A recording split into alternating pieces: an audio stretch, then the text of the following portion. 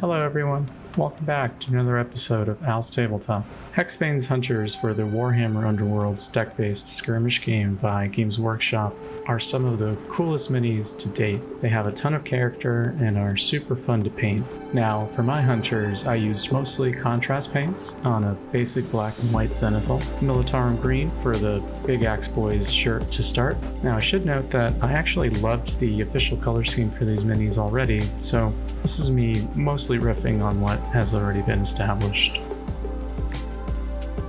Now, this apothecary white on his pants seems redundant, maybe. To me, it helped in establishing a certain tone for them, where I can then use other paints to glaze onto for, in this case, some more cold tones, and we'll get to that in a sec. I then use snakebite leather for the pants, which has a really nice warm tone and really sells on the leather bit.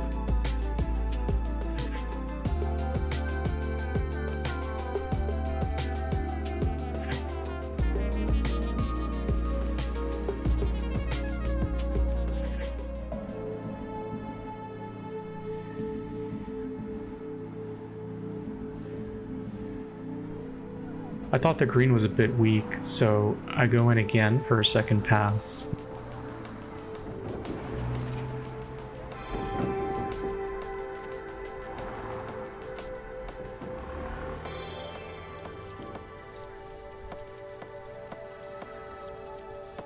Now, with some very thin-downed Nighthaunt gloom in a glaze consistency, I went into the deepest recesses of the pants, as well as in and around the knees. This is what I meant before about giving them a slight tonal shift from the white. Wildwood for the stakes.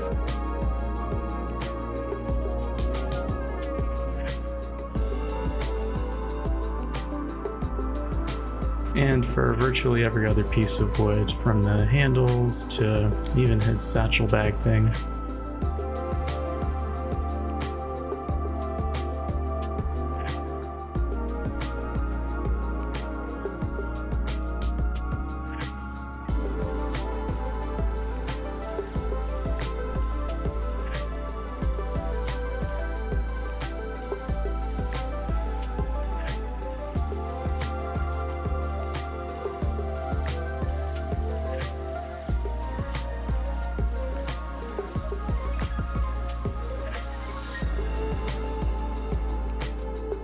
Sigfold Burgundy because, well, why not? It's such a nice color. I also use it a lot on the other members of his retinue, so it all helps it tie better in my opinion. I use Plaguebearer Flesh here to be the base for the skins. The green will give the Guilliman's Flesh contrast paint that I'll later use as a second pass just more life, and it complements the reds we'll use later on as well.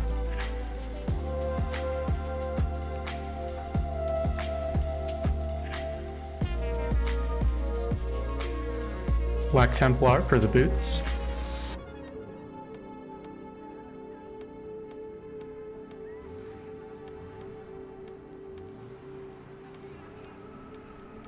Now for the cape, I used a 1-to-1 mix of Glyphound Orange and Garrigax Sewer with a small amount of water. I went a bit thinner than a layer consistency because I wanted to apply this in a couple of passes, each layer having variation and textures done by stippling, random dots, and also just random strokes to simulate different textures on the old cloak.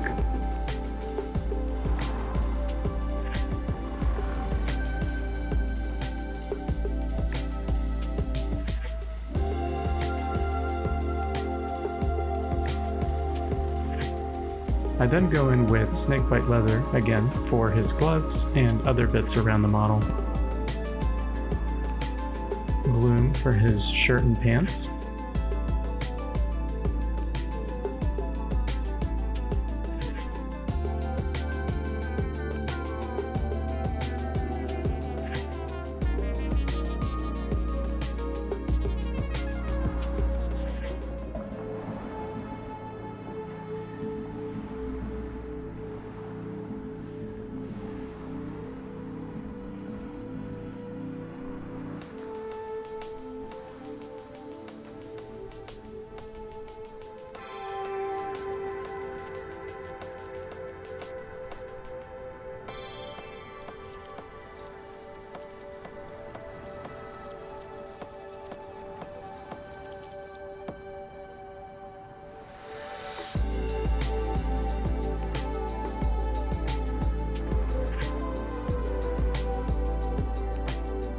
I use a thin down Sigvald Burgundy with a 1:1 of contrast medium to make the color more transparent, as it's actually very potent by itself.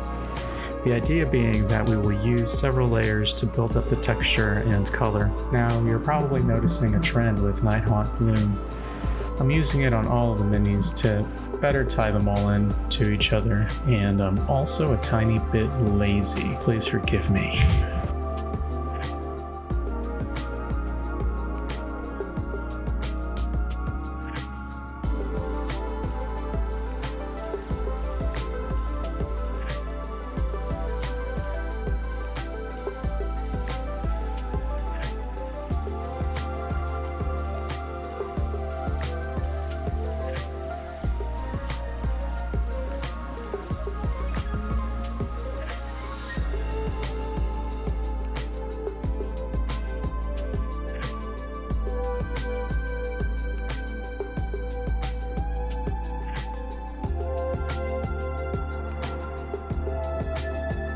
A really thinned down ball red here, since it is also a very strong contrast paint right from the bottle. On her, I use Garagax Sewer for most of the wood bits, just to differentiate her a bit more.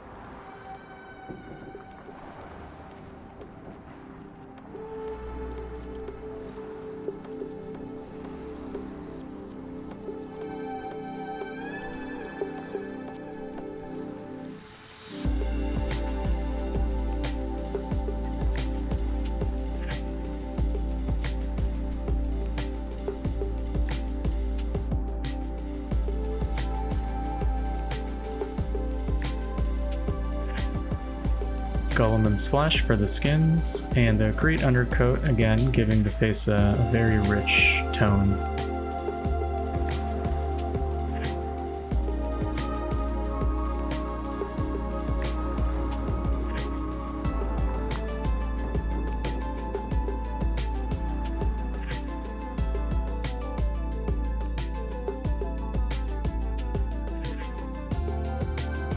I use equal parts Leviathan Blue and Sewers to create this black for the cloak. The combination of the two creates this really nice chromatic black that is more natural and interesting in my opinion.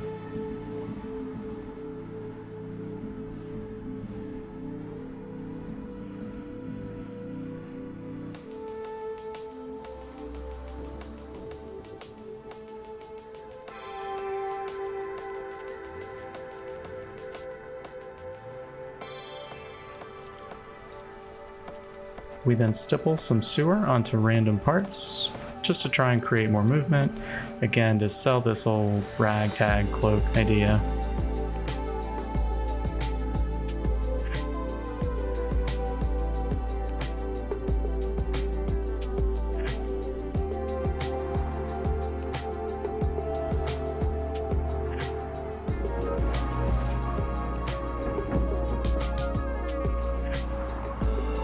Ball red will pop nicely with the pants and the insides of the cloak.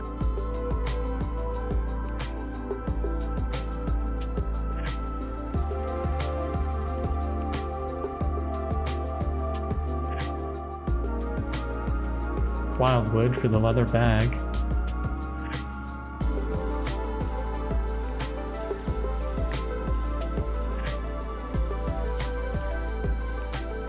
And the rest of the gun casings.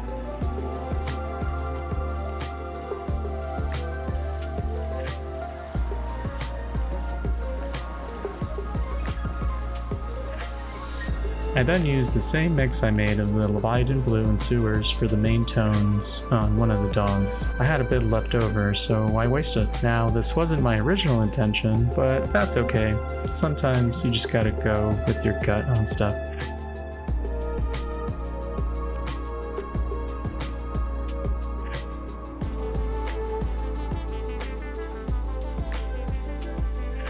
skeleton horde for the other puppy, and I have to say he is probably my favorite model.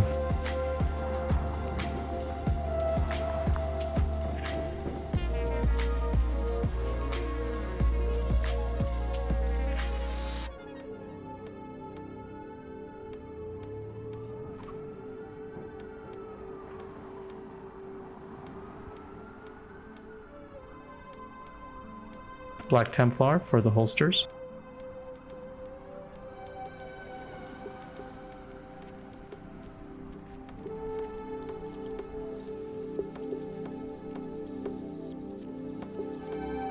Now, I use Vallejo steel for all of the metal pieces on the armor. I actually forgot to mention in the beginning of the video that I first painted all of the metal bits in a glossy black to help as a good glossy layer for the metallic paint.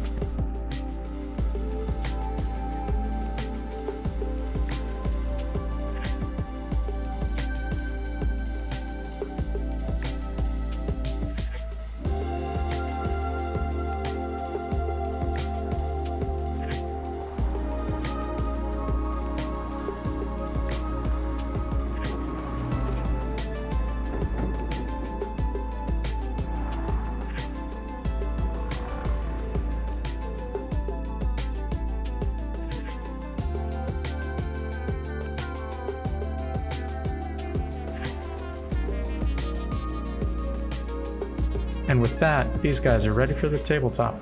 But rather than stop here and show you guys the results without much else, I'll be splitting up the tutorial into two parts. I did not want to make this tutorial too long, due to me wanting to show how to quickly paint interesting flames and fur. Here's a snippet of the rest of the extra work that we will get into in part 2 to really help these models pop on the tabletop.